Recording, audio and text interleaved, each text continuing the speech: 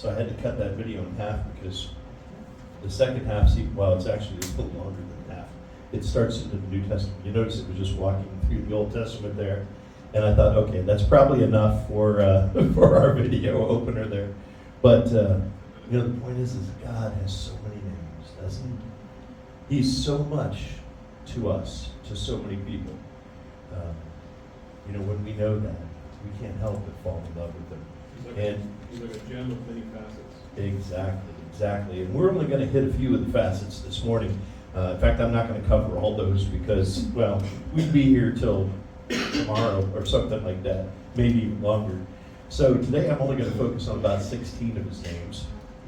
But in fact, it's funny because I've never actually done a message like this. I realized I've been pastoring since 1995, and I've never done a message where we just focused on the names of God. Shame on me. Because this week has been really a good week just thinking about these things. Monday was my birthday, and Holly had sent me a text and said, "Have a great day, happy." And I said, how could I not? I was in the middle of the study of the names of God. I'm like, how can you not have a good day when you're focused on God in that way? But let's take a look at our notes. This is week 2, part 2 of falling in love with God. And the whole premise of this is that, we so many times, as a pastor, we have to hit everything, as much as we can. So we've got to hit salvation. We've got to make sure that everyone knows how to be saved. And so, if you do that every week, of course, everybody's like, why are you only talking about salvation? So you can't stop there. You got to move on. And so then we talk about those things that are required to become a mature Christian. And then we talk about things that happen as a result of our maturity. And we go through all those things, and sometimes what we forget as pastors is that there's a driver for all of those things. Sometimes we want to hit as we talked about last week, and I think Francis Chan pointed out in last week's video, sometimes we want to, as pastors, attack the symptoms. Why aren't people, why are they fighting so much? Why is there unrest in their marriages and their families? Why is there so much, bad language? Why are people lying? Why aren't they making disciples? Why aren't they using their ministry gifts? And we focus on that. And sometimes it's just simply because people don't know to do it, so they have to understand what they need to do. But the real root cause, it's kind of like with a cold. We sneeze, we have a cold. Well, sneezing isn't really the problem. It is the result of a root cause, and that is a virus that has attacked our body. And in a Christian's life, the root cause of much of our sin, much of the reason that we don't make disciples, don't use our ministry gifts on a weekly basis, is because we simply don't love God. It's something that we don't want to think about. It's something that we don't even want to, we don't even want to ponder the idea that we might not love God, because we know that that's the most important thing. But when we asked some questions last week, why do I pray? Do we pray to go get in the presence of God, to spend time with someone, or do we go to get something, to feel better about ourselves, to let go of some emotional stress, or we go just simply to be in God's presence? When we think about heaven, why do we want to go to heaven? Do we want to go because of the awesomeness of heaven, or just because I don't want to go to hell? That's not a good alternative. Or do we simply want to be in the presence of our Almighty God, our Heavenly Father, our Creator?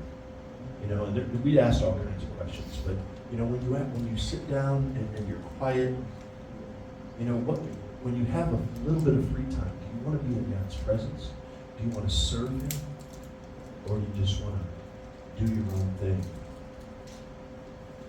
The Bible says we need to delight in the Lord. If we delight in the Lord, He will give us what? The desires of our heart. Right.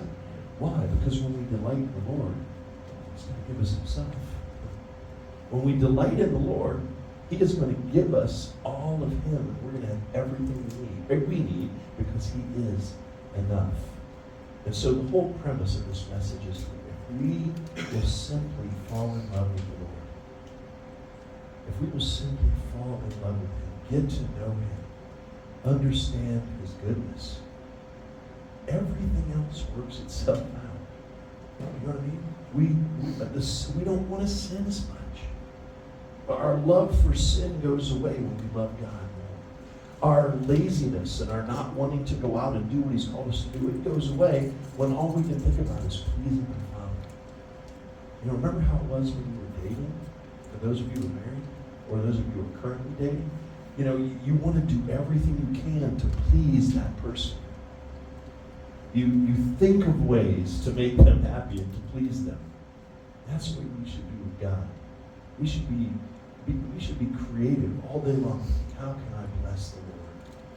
How can I bless him? How can I do something to put a smile on his face? Let's review from last week.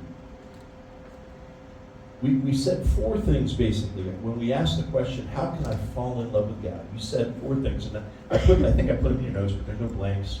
It's just a reminder. We said first, I got to gain knowledge of who God really is.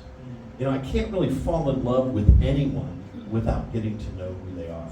Now, I can be physically attracted to a woman, and I can feel a sexual desire for her, but until I start dating her and getting to know who she is and the beauty that's on the inside, it's just a surface thing. You know, I can meet somebody and you know, you can introduce me to some guy that, you know, you say, man, he's the best dude in the world. You know, you need to get to meet him. But until I get firsthand knowledge and understand who he is and what he's about, I can't really say that I love the guy as a friend and a brother. And it's the same way with God. Sometimes we sort of dance around it. We go to church and we learn what we have to do. Because it's easier. Religion is easier, isn't it? I mean, it's easier to just tell me what I got to do. You know, do I got to do some of these or some, you know, rosary? What am I going to do? Just tell me what I got to do, and I'll do it and get my check mark, and then I get to go on to live my life. But that's not what Christianity is all about. Being a Christ follower, it's about a relationship. It's not about all these things that we've got to do. And so we're going to have to find out who God really is. We have to understand his heart. We've got to get a clearer picture, because we're never going to see him full. But get a clearer picture of who he is. As we do that, we're going to fall in love with him. And then we're going to want to do things for him just because. We're going to want to please him with a smile on his face. So if we want to move from religion to relationship, we've got to get a knowledge of him. Then, second of all, we've got to understand and deeply feel what he's done for us. We've got to understand the magnitude of the love that he has shown us, and the grace and the mercy that's been poured out on us. And when we get that, when we feel it, and it has a big impact, when we allow it to have an impact, we will fall in love with it. 3, we got to understand who God is to us specifically. And it's one thing to say he is the master of the earth and sky, okay? We sang that earlier. What does that even mean, you know? We've got to know, what is it that God is to me? And we talked about how Jesus, when he started working with his disciples, he introduced them to a new concept. He said, when you go pray, our Father, my daddy, Abba Father, he's my dad. He takes care of me. He loves me. He's adopted me into his family. I'm one of his children. Jesus is like my brother. How awesome is that? Father, he looks out for me. He makes sure I have all my needs met. When something goes wrong, he's there to fight alongside of me. Oh, so awesome stuff. When I understand who he is to me, I begin to fall in love with him. And then on faith, we've got to seek to spend time in his presence, because, you know, it's kind of like if I said, hey, I want you to meet my friend Bill here. He wants to be your friend. How about you guys go out and hang out? Well, you know, at first you're like, I got stuff to do. I don't know Bill from Adam. I don't know who is this Bill character? What do I want to hang out with him for? And so if you're going to hang out with him, you kind of got to do it on faith, don't you? I'm sorry, I thought about Fun Bobby. Okay, that's not Fun Bobby. We're talking about Bill here. I Okay? know, Fun Bill.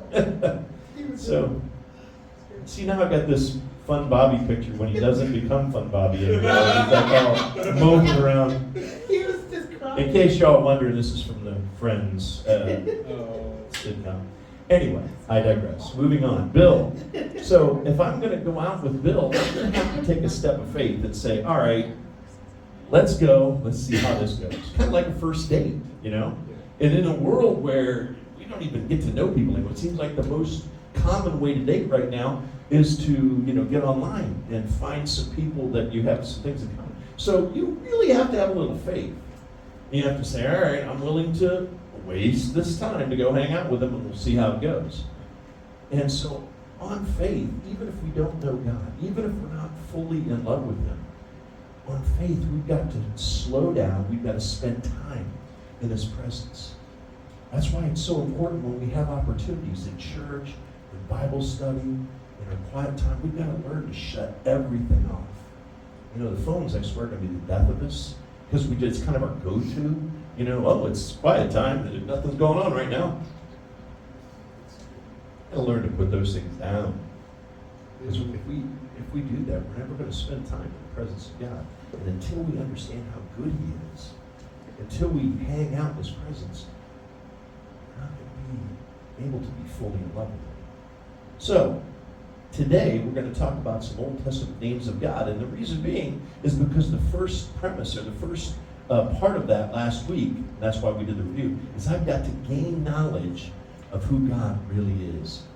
And I think next week we're going to probably do a part 2, and we're going to look at some New Testament names of God that I think are just as equally important. But for those of you who have been through these before, this will be a refresher. I haven't really studied these in a long time, so it was really kind of cool to get back into it. But the first one we're going to talk about today is something that we can't even physically say. His name is YHWH. YH, in fact, they had this big, long, and I can't even remember, there's a big, long name for that, and it literally means the 4 letters. Is it like tetragrammaton or something? Right, something like that. Yeah, I can't pronounce big words, so I don't even try. Anyway, so, I could have wrote it in my notes, but it wasn't worth it. But anyway, I digress. We got 4 letters, and the reason for this is in the Old Testament times, God, when He revealed the 10 Commandments to Moses, He said, don't use the name, don't take the name of the Lord in vain. And they're like, we got to be serious about it. And then God gives him His name, and they're like, oh, how do we not take His name in vain? Here's what we'll do. We'll not put any vowels in it. And then no one can really say it. We'll just write it. And if we're not saying it, we're not going to take it in vain. So, in all honesty, we don't really know how to pronounce this. And in fact, I actually did a little extra study this week to make sure that I was right, and I was. They said there's really nobody really truly knows. But what we have done in order to make it sayable and to be able to share with others, we have added some vowels. And it usually goes one of 2 ways. It is either YAHWEH, which is where we get Yahweh, okay? Or it is Yehovah, which is JEHOVAH. So the word Yahweh and Yehovah are, or I guess we can say it the way Americans do Jehovah, because you hear it that way. The actual pronunciation is Yehovah. But Yahweh and Jehovah are basically ways of saying God's name, and they're the same. So in some translations of the Bible, you'll see Yahweh, and others you'll see Jehovah, but they're the same. It's used 6,519 times in the Old Testament, most of which are translated to Lord. And it's almost exclusive in the King James Version. But Lord, what does that mean? It means He's in charge. We don't really have lords anymore, but we have presidents and governors and senators and all that good stuff. Back in the old day, if you were the Lord, you were the big kahuna. You were the one in charge. that everyone bowed down to you. What you said would go. It's your way or the highway, basically. And that is kind of who God is, and we forget that. And here's the thing. I think that messes up our relationship. And we'll talk about this more in a minute, but when we begin to treat God as somebody other than who he is, it causes friction. Can you imagine if you were a dad and your kid is like treating you more like a friend at school? Hey, dude, let's go out and skate or whatever, and you tell him to do something, he's like, oh, you're bringing me down, dude, man, I'm going to go do this. You'd be like, excuse me, I am your father, and you will do what I say. That would even cause friction in the family. And sometimes we do that with God. We treat him like a little buddy, like a vending machine. Hey, I'm here to, let me just rub the sides of this here. Okay, there, I got a couple of wishes here, and I'd like you to grant them to me, and then I'll go away, and you don't have to see me again until I have another need. We have to realize he is Yahweh. He is Yahweh. He is the Lord. It's first used in Exodus chapter 3, verse 15. God also said to Moses, say this to the people of Israel, Yahweh, the God of your ancestors, the God of Abraham, the God of Isaac, and the God of Jacob has sent me to you. This is my eternal name, my name to remember for all generations. So that's the first name of God, and it simply means Lord. The next name of God that I want to talk about is Elohim.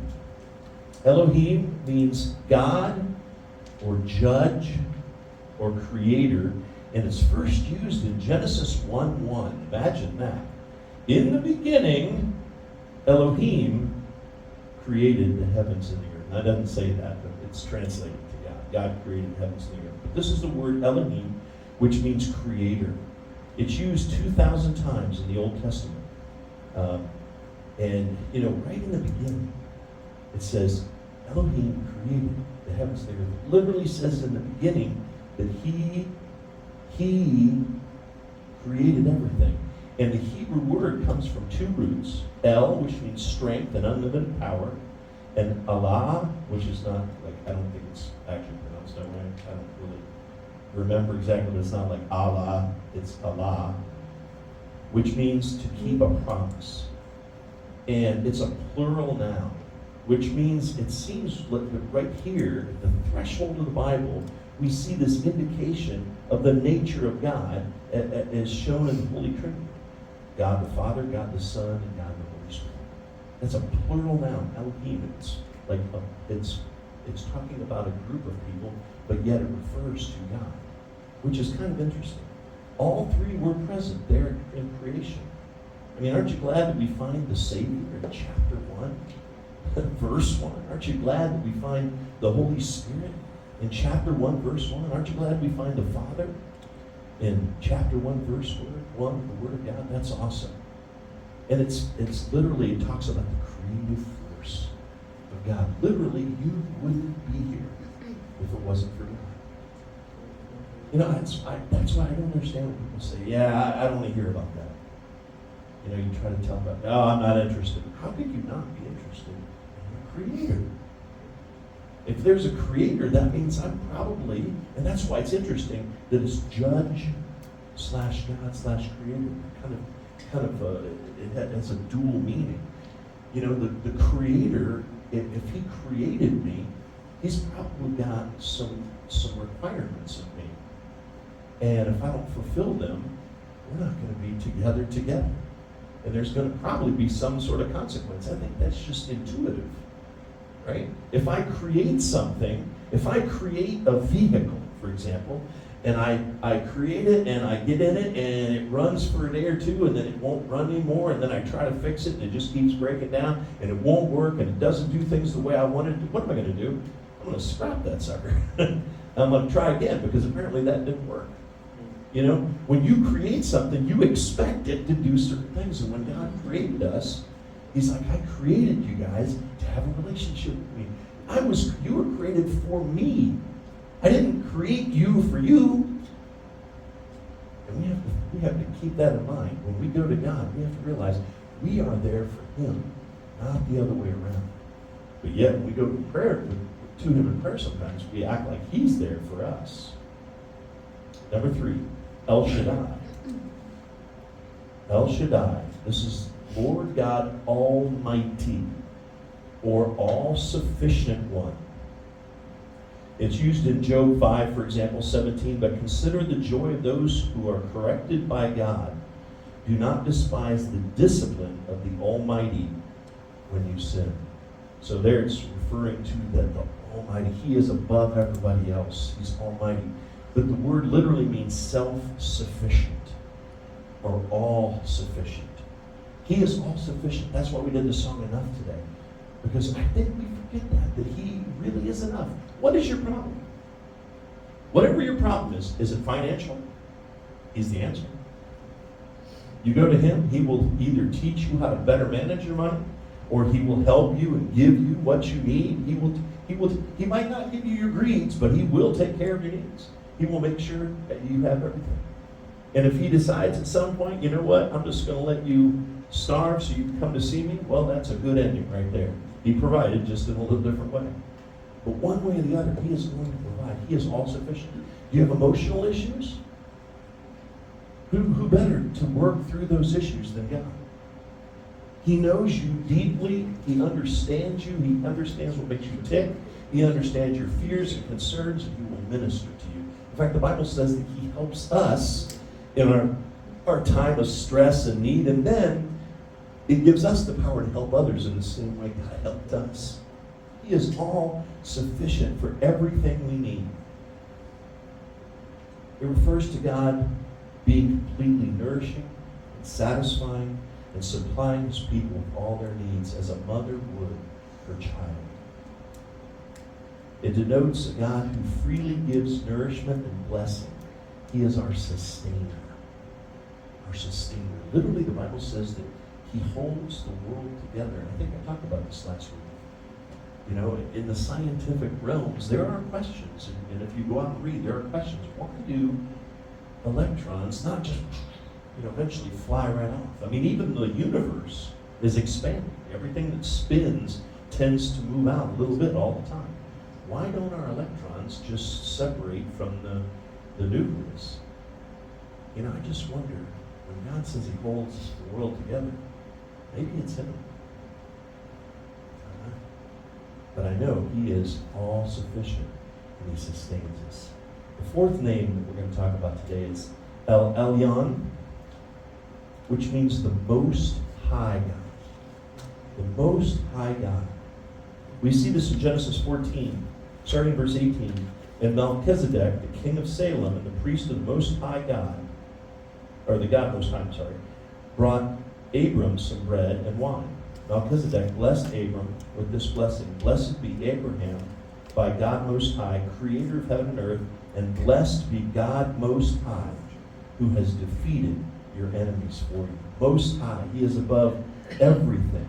It's used 28 times in the Old Testament. It means the most exalted God. It means He is above everything else. It speaks of the supremacy of God. He is above all. The word, it means the strongest of strong and the highest of high. There's just nobody greater. There's nobody higher. Nobody thinks greater. Nobody can do more than God. I think that speaks for itself, doesn't it? Let's go on to 5. Adonai. Technically, it's pronounced Adonai, but since we did the song earlier, I'm just going to stick to it because they decided it was Adonai. Adonai is how it's pronounced. And it's used the first time, I believe, in Deuteronomy chapter 3, verse 23 and 24. At that time I pleaded with the Lord and said, O sovereign God, you have only begun to show your greatness and strength of your hand to me, your servant. He's talking to Moses here. Is there any God in heaven or earth who can perform such great and mighty deeds as you? So it's used 434 times in the Old Testament. And when we talk about Adonai, we're acknowledging both His leadership and His ownership as your Lord. His ownership. He owns us. We are, Paul, we have this negative view of slavery. Of course we should when we hear about slavery from, the early United States existence. But in the Old Testament times, slavery wasn't always a bad thing. People would come that were homeless, that couldn't afford to live, and they would go and they would say, if you will hire me and pay me in advance, I will just do whatever you need. I'll just be your servant. And they would bring them in. In fact, if they served so long, you could actually say, look, I want to be with you forever. Is this okay? You're a good person, and I like working for you, and I don't want to go anywhere. And they would actually, mark them. They would be like, yeah, you're my servant for life. And Paul, he was looking at kind of at that view of slavery, and he said, I am a slave of Jesus Christ. See, slavery isn't bad when the owner is a loving, all-knowing, perfect, holy God. You see, that's a whole different view. He doesn't abuse those people that are his servants. He blesses them. He loves them. With this in mind, Adonai basically refers to God as the master, the ruler. While this should cause you to approach God with great reverence, it can also evoke emotions of deep gratitude because you recognize his loving ownership. You can abandon your will to Adonai because you know that he commands you for your good. You can thank him for the times that he brought you through difficulties and protected you, or even corrected you for your own benefit. You see, that's a master that I can say, you know what? I am your servant. I willingly become your slave.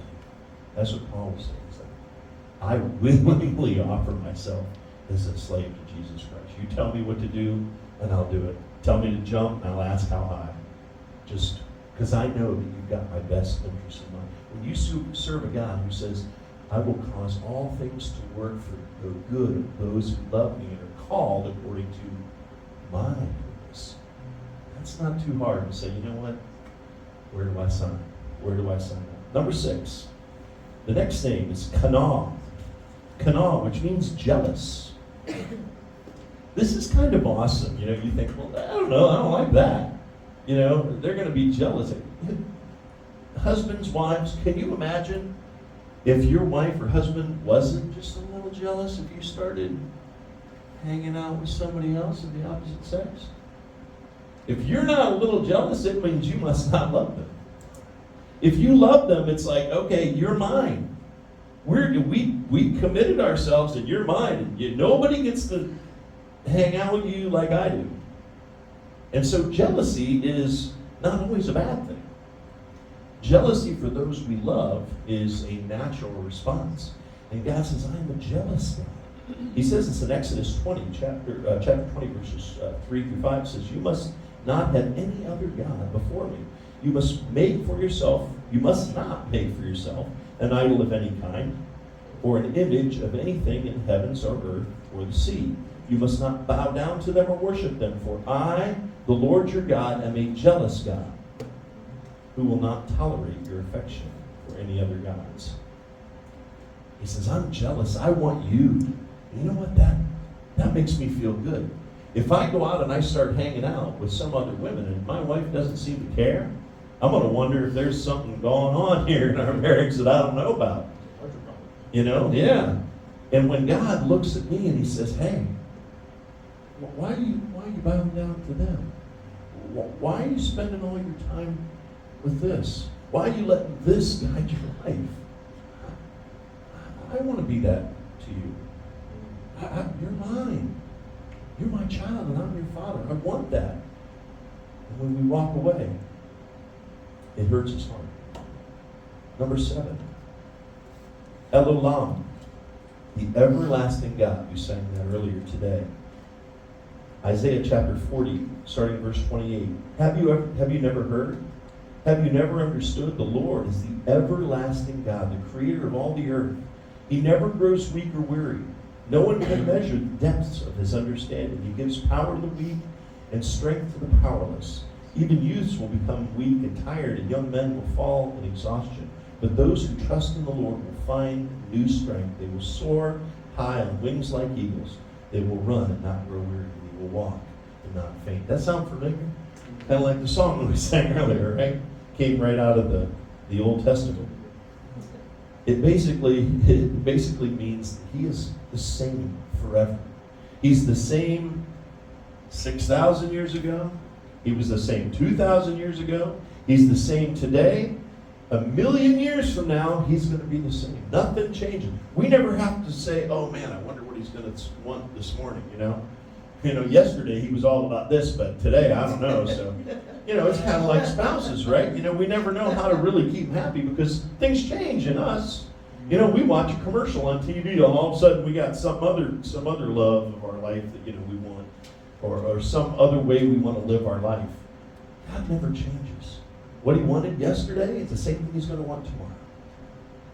Who he is yesterday is the same person he's going to be tomorrow. What he demands of us is always going to be the same. We never have to guess. We never have to hope. We never have to wonder what's going on. We can trust him. You see, that's the beauty of it. He is trustworthy. The same. Number 8, Jehovah or Yahovah Nisi. Nisi. Everybody says Nisi. When I'm looking at the pronunciation, like that's not right. That's right. Just however you pronounce it, do it with authority, do it with confidence, and they will believe you. It doesn't matter because, the fact is it's what it means. It's most important. Jehovah Nisi, which means the Lord is my banner. So we see this first in Exodus chapter 17. They've just had a victory, and after the victory, the Lord instructed Moses, write down on a scroll as a permanent reminder and read aloud to Joshua, I will erase the memory of Amalek from under heaven. Moses built an altar there and named it Yahweh Nisi, which means the Lord is my banner. Now what does that mean, my banner? Well, in the days when there were, and even today, but especially back then, when countries or the areas or cities or whatever would go to war with each other, they would have a banner, a large flag that would be up front. And the whole idea is it gave them courage. It reminded them of why they're fighting. Because when you're out there in the thick of it, and it's just your life versus this, whatever, and you're like, should I do that? Oh, heck no. You got to run back and, be safe. But when you see that banner, then you're like, this is the people. These are the people that I'm fighting for. It's an ideology. It's a group of people. It's a city. It's a country. And there's some beliefs there. It's what we stand for. It gives you courage, and you go in with a little more, when you fight. When God is our banner, it's something that we hang out, not like a carrot, but a reminder that He is who I live for. He is the reason that I'm going through this. He is the reason for everything. It's for Him that I fight. It's for Him that I'm long-suffering. It's for Him that I love when people don't love me. It's for Him that I go out and share the good news when people don't listen. It's for Him that I use my ministry gifts on a regular basis, whether I have energy or not. It's Him that makes me go out and work during my vacation when I really wanted to goof off. It's Him. And we look at that banner and we say, God, I'm reminded. And so we don't forget.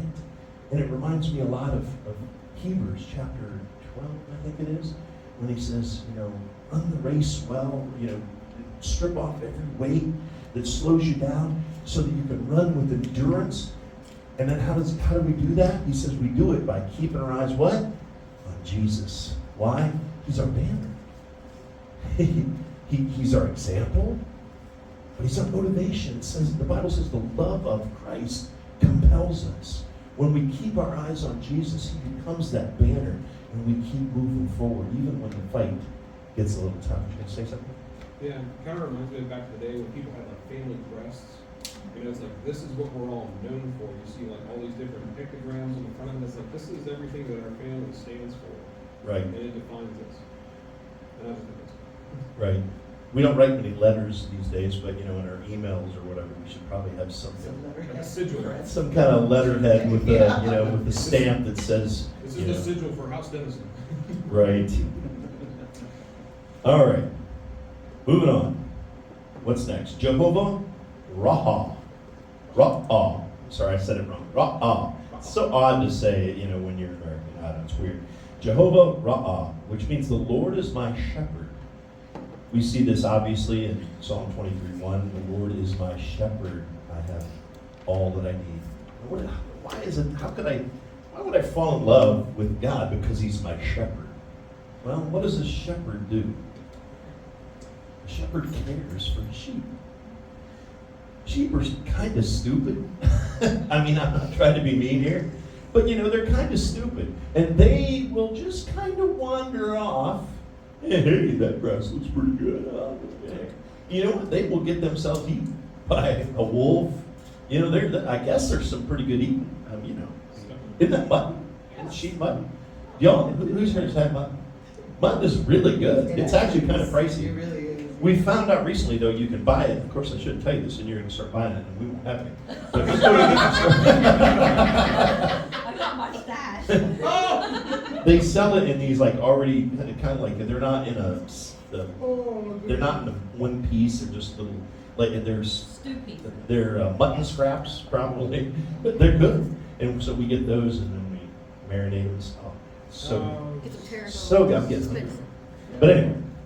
They're good, and the reason I say that is because the wolves know this, and the other animals and the predators realize this, and the shepherd keeps those sheep safe. And he has this little staff, and it's got a little hooked end. And the reason he has that is because he's walking out there. If a sheep starts to go all astray, he kind of just gently guides it back. And Jesus said the sheep, they know their shepherd's voice, and they follow him. So a lot of times they don't have to do anything. Hey, come over here. They'll realize the voice and they'll keep close to that voice. God is our shepherd. He protects us. He walks us through the still waters. He takes us through by the peaceful streams, and he keeps us from being eaten. I don't know what I taste like, but I'm sure I don't taste as good as mutton, but I don't want anybody to find out. So he keeps me safe. Not just physically, but emotionally.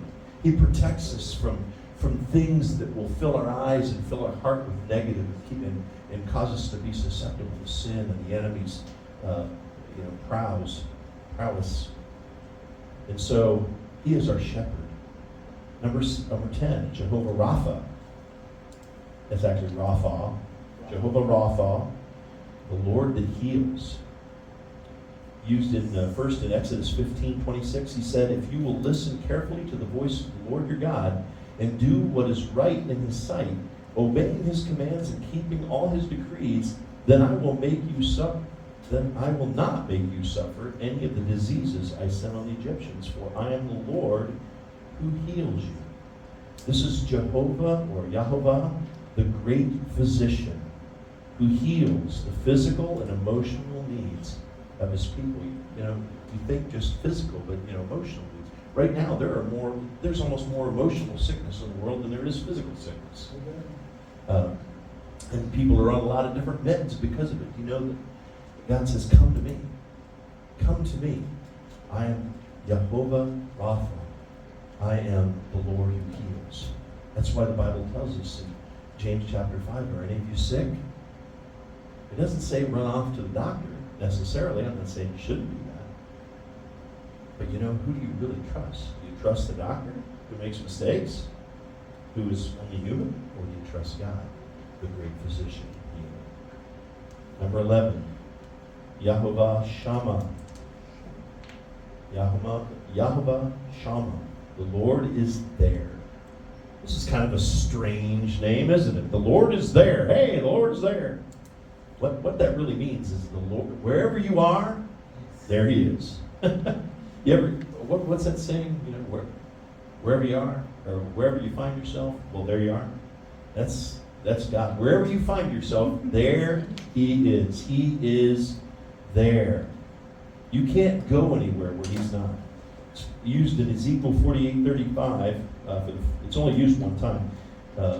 The distance around the entire city will be 6 miles, and from that day, the name of the city will be The Lord is There. So Ezekiel is basically sharing God's vision of the New Jerusalem, and he says, trust me, I will be there. And, for us, he is here. Literally, if you are a Christ follower, he is in you. There's nowhere that you can go You can fly as high as you want to go. You can get on a rocket and you can fly it out of the universe if you want. Guess what? He'll still be there, right with you. God will never leave you or forsake you. And that's a true statement. That He will never leave you. I heard it said once that, the farthest God is ever away from you is about an arm's reach. That's because you're pushing Him away. That's it. He's never going to be farther than that away from you. And that's good. He will never abandon us. And He will restore us if we repent. Because that's what He's telling here through Ezekiel. He's saying, if you will just follow my commands, if you will come back to me, I'm there, and I will restore you. You can't go away and ignore Him for a moment and then have Him say, okay, I don't want anything to do with you. If you will repent, He will restore you. Yehovah Tzidkenu, which means the Lord is our righteousness. Our righteousness. The fact is we are not righteous in and of ourselves and never will be until we are given new bodies and we end up in heaven. And then I guess all things change at that point. But right now, with this sin nature, we're never going to be righteous. Our righteousness, according to the Word of God, is like filthy rags. Well, that's kind of depressing. Wow, that seems kind of defeating. But when we understand that Jesus died and rose again, and His blood covered all of our sins, and because of Him, we are seen as righteousness. Because God is righteous, because He is our righteousness. Does that make sense? So when we can go to God boldly with our requests, it isn't because we're rubbing the lamp a certain way. It's because of what Jesus did and gave us that righteousness. Our righteousness is in Him, and so every day we ought to probably multiple times fall to our knees and just say, Jesus, thank you. Thank you for covering my sins so that God can see me as righteous, so I can pray to Him, so that I can go before Him and I can share my needs. Jeremiah 23:6 says, and this will be His name, the Lord is our righteousness. In that day Judah will be saved and Israel will live in safety. He is not only our righteousness, but He also is our sanctifier, which comes here in just a minute. Actually, it's the very next one. Yehovah M'Kadash. Don't ask me, because I don't know why it starts out Mekadishkim, but somehow that becomes Yehovah M'Kadash. I don't know, and I really don't care. I just know that it means the Lord is the one who sanctifies. The Lord who sanctifies. Or the Lord who makes holy.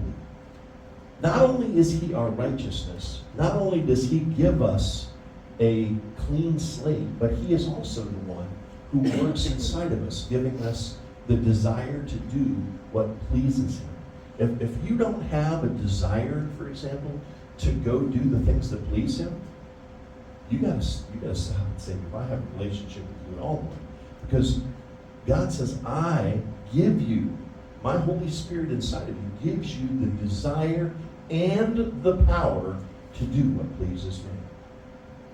And as we do those things, and we follow the leadership of the Holy Spirit, He grows the fruit of the Spirit in us. He helps us to be more like Jesus. He gives us the ability to imitate Christ, as we are supposed to do. As Paul said, imitate me as I imitate Christ. So we're basically imitating Christ, right? If we imitated Paul. And he says, I do this because I'm going to bring you closer and closer to being holy as I am holy. The Bible tells us to be holy as God is holy. That should always be our desire, but we're never going to get there on our own. But God, who doesn't give up on us and who continues that work in us, will sanctify us and bring us closer and closer to Jesus. Now, the one thing that sometimes we get wrong about sanctification, a lot of times we feel sanctification is when we say, after the service, I know we're supposed to go out and make disciples, but that's just not me yet. I'm a work in progress. One day, I'm sure He'll inspire me to do it. No, that's called disobedience. That's not sanctification. Sanctification is when I sin less and less, and there's less time between the time that I mess up and the time that I repent and seek forgiveness. It is about becoming more and more holy. So God wants our obedience, and when he says go make disciples, we are to go do it. Now, we might not do it very well. We might do it with a wrong heart. We might do it too few at times. We might not be consistent in listening to the Spirit, but we're still obedient. And then over time, he's going to help us to become better and better. So sanctification is not just about blowing things off and, I'm a work in progress. God will get to me someday. That's disobedience. Sanctification is, as you're being obedient, you're taking that distance between obediences, that distance between messing up and repenting, and you're making it less and less, and you're becoming more and more like Jesus Christ. He is the one who sanctifies. Tell the people of Israel, says Exodus 31:13, be careful to keep my Sabbath day, for the Sabbath is a sign of the covenant between me and you from generation to generation. It is given so you may know that I am the Lord who makes you holy. Number 14, we're almost there. Number 14, Yehovah Yireh. Yehovah Yireh, which means the Lord will provide. Of course, we see this when Abraham has his son up there and he's laying on the altar and his knife's in the air, and God says, hold on, test over, you passed, good job. Hallelujah. I'm going to provide the sacrifice, don't you worry about it. And so Abraham named that place Yahweh Yireh, which means the Lord will provide. To this day, people use that name as the proverb, on the mountain of the Lord, it will be provided. And so we have to realize God says, I am your provider. I'm not going to give you all your greeds, because the world wants it wants you to chase after all kinds of worthless things. And you think you need all this stuff. And you don't. So I'm not going to worry about the need. In fact, I'm going to teach you to be content with what you have, which means you'll be happy, whether well-fed or, that's a good thing, right? Is it better to have more, or is it better to learn contentment? Because I think it's better to be content, because who was it, the guy, I keep forgetting, Rockefeller, I think it was. He was asked how much money you need to be happy. He said, just a little more. Because even when we have this, all of a sudden now we want a little more. We want something different, a little newer, a little better. It's like chasing a high. For people that are into drugs, they take a little and they get high, and then their body gets used to it. It's like, I'm not feeling so they're constantly wanting more and more and more until their body just blows out. What were you going to say? One with many clothes has much laundry. Don't I know it? Don't I know it? Enough said. Be happy with less. That's right. So when if we're going to constantly chase after happiness by getting more, it's going to be a never-ending battle.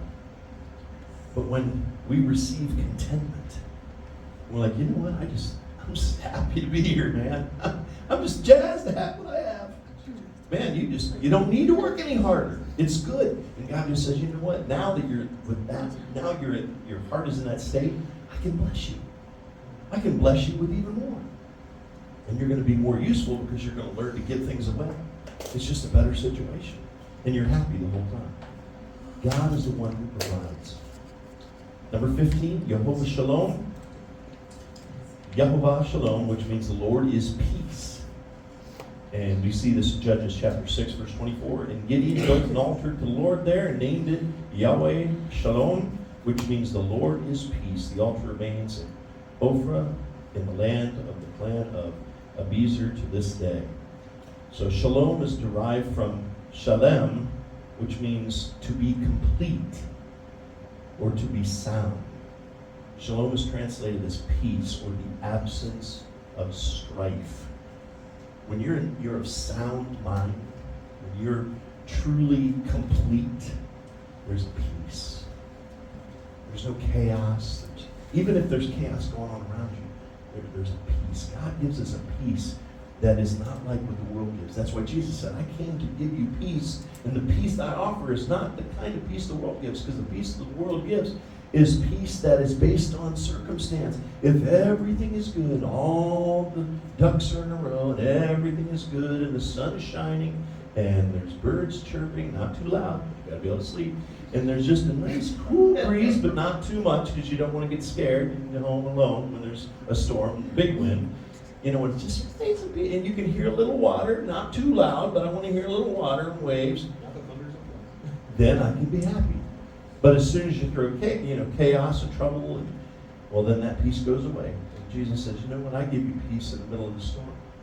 And that's why he had such peace that even when there was a storm, the boat was being tossed, his disciples woke him up and he's like, what are you guys worried about? I could just see him just standing there in the boat, just all these like, what? What's going on? What are you guys worried? Why do you have such little faith? Come on, can't we just take a nap? Oh, I love this. This is awesome. I can really sleep during this. And they're like, ah! And so he's like, okay, whatever. Calm, storm. All right, are you guys happy now? Are you happy? Because I was happy before. Guess what? Hey, I'm still happy. That's because I have peace. You see, that's the kind of peace that God gives us.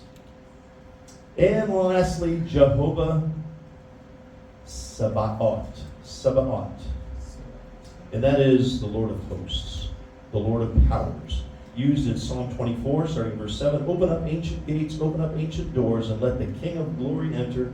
Who is this King of glory? The Lord strong and mighty, the Lord invincible in battle. Open up ancient gates, open up ancient doors, and let the King of glory enter. Who is the King of glory? The Lord of heaven's armies. He is the King of glory. This is basically over and over they're saying this term, Jehovah Sabaoth, which means Lord of hosts. He is above everything. He is above all angels. He is above all secret, unseen powers. He is sovereign. It really talks about the sovereignty of God. Nothing happens without him giving the okay. Even the evil in the world he allows. That's one of the reasons why we can pray and it changes.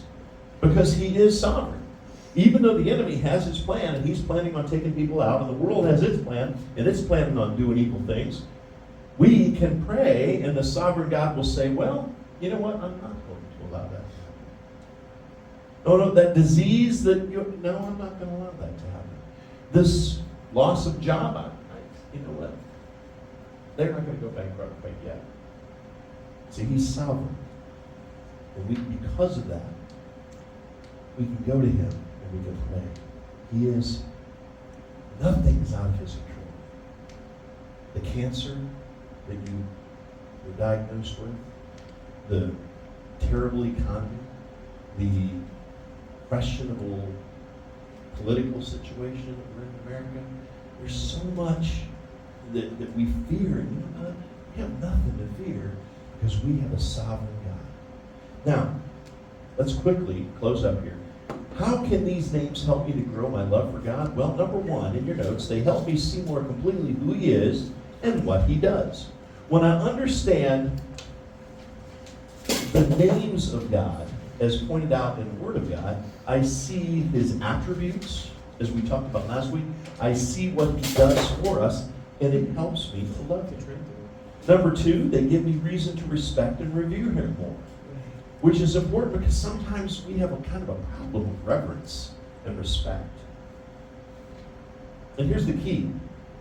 Though we all want a loving father, true story, we also likely want a strong, wise, and capable father who can protect, guide, and meet our needs. Does that make sense?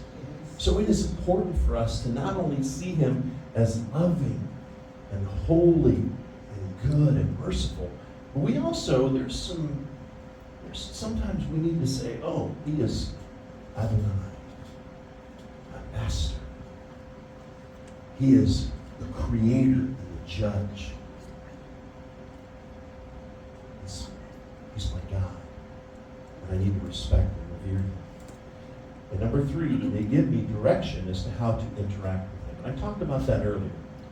The key is here, when I interact with him appropriately, my relationship grows and my love for him can blossom. You need to slow down so we can write. Sorry. Thank you. Write faster, please. You need to write faster so I can talk faster and get it done. Anyway, do you need me to go over this again? They help me Yes, they help me to see more completely who he is and what he does. Number two, they give me reason to respect and revere him more than I do now.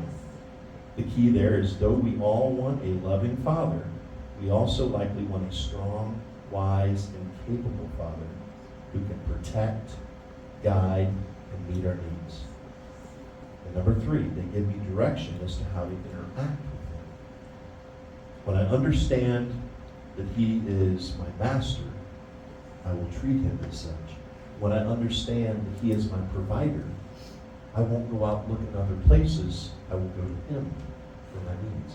When I realize he's my banner, I'm not going to try to dig down into me and try to find courage to go out and do what I need to do. I'm going to look to him for my. You see how this works? When I understand who he is, it helps me to work with him. And when I interact with him appropriately, my relationship with him grows and my love for him can blossom. Just as the example we shared earlier of the child that isn't treating dad like dad, it causes friction. And the child, when dad is angry because of the way the son is acting, now the child is not really happy with dad. And sometimes, if it goes on too long, the child causes the problem, but he ends up not loving dad. The dad's just always down on me, He's just always coming to do. I don't want to. If child realizes, dad protects me. He provides all my needs. He makes sure that I don't run out in the street and do something stupid and get myself killed. He keeps me from putting my hand on a burner so I don't burn myself. You know what? Yeah, he's kind of a drag sometimes, but I know he does it because he loves me. And he's teaching me to be more like him. So all of a sudden, I give in, and I do what he says, and now I can more freely love him. Does that make sense? Sometimes it's the way we act that keeps us from not loving our Father. It keeps us from loving our Creator. Now, how can I interact with God more according to these names? Well, I say we wait until next week to do this. Because, see, there's a lot to cover. And this was just good. Don't you think? Yes. Don't you think? No, we've got a lot of stuff. I mean, if you want, I can rush through it, but I don't feel any reason to do that. See, because we got time. Plus, that's a reason for you to come next week. See how I do that? So here's what I want us to do. I want us to close our eyes just for a moment. Put down our notes. In our Bibles, just close our eyes. I want you to bow your head. Not for any other reason, but just to get rid of all the distractions.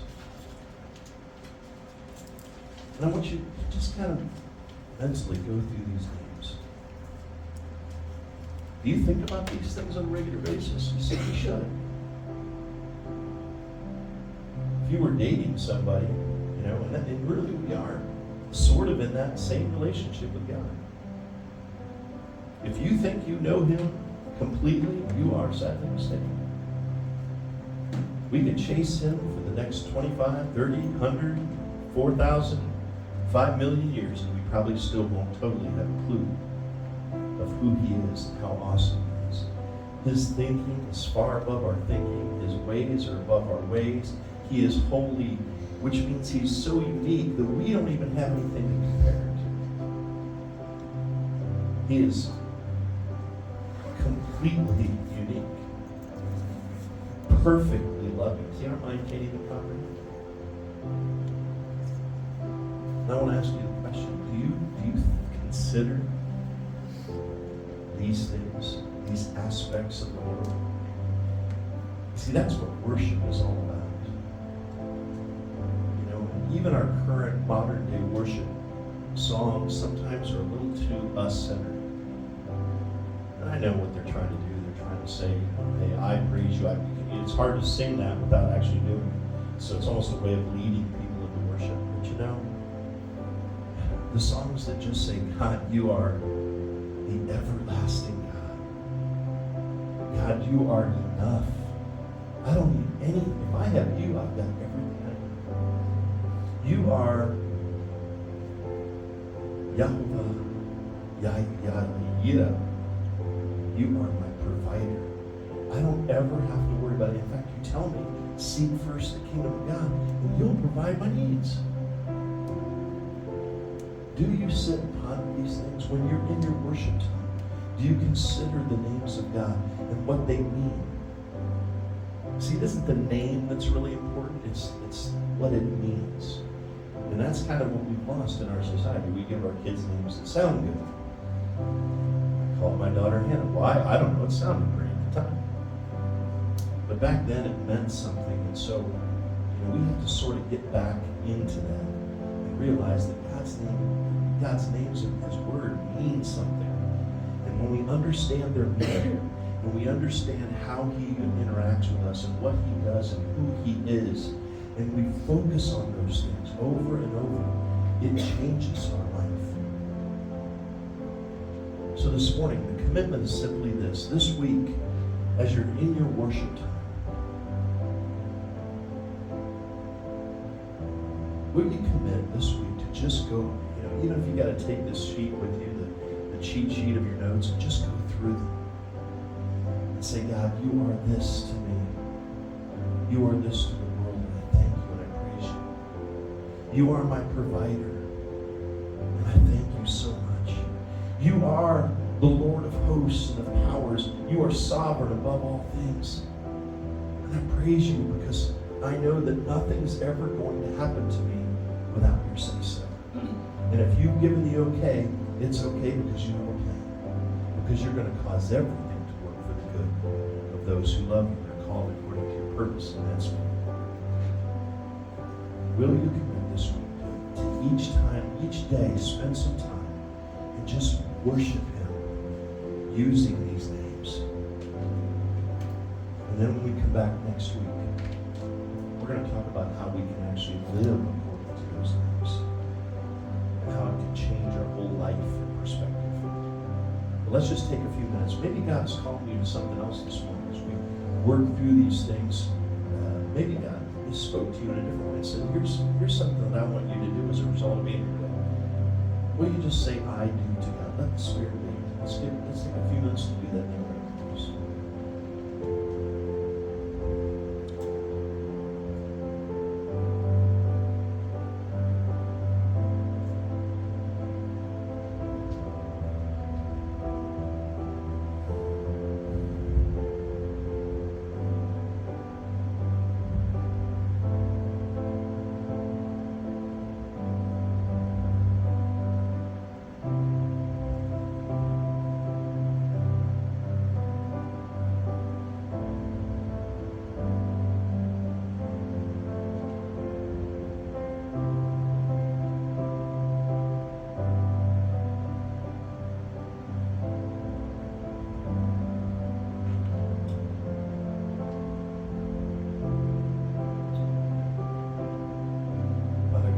Thank you this morning for who you are. We praise you this morning because of who you are. Father, you've done so many things for us. You've given us life. You've given us a place to live. You've cared for us. You've taken care of our needs. And those are all well and good, and we should be thankful. But Father, you deserve our love and our praise just because of who you are. Father, if you never did another thing for us from this day forward, including giving us a place in your perfect place, perfect home called heaven, we still would have no other alternative than to fall on our knees and praise you and worship you for who you are. And we could spend the rest of eternity saying thank you. Lord, give us that heart, that thankful heart. And Lord, help us to see more clearly each day all of your attributes, all of your characteristics, who you are to the world, to us personally. Father, that we might fall madly in love with you, Lord. That is my prayer for each of us this morning. That we will fall so in love with you that the cares of this world will just go away. That we will love you so much that we will pursue you and only you. And will see that the treasure is truly worth giving up everything so that we can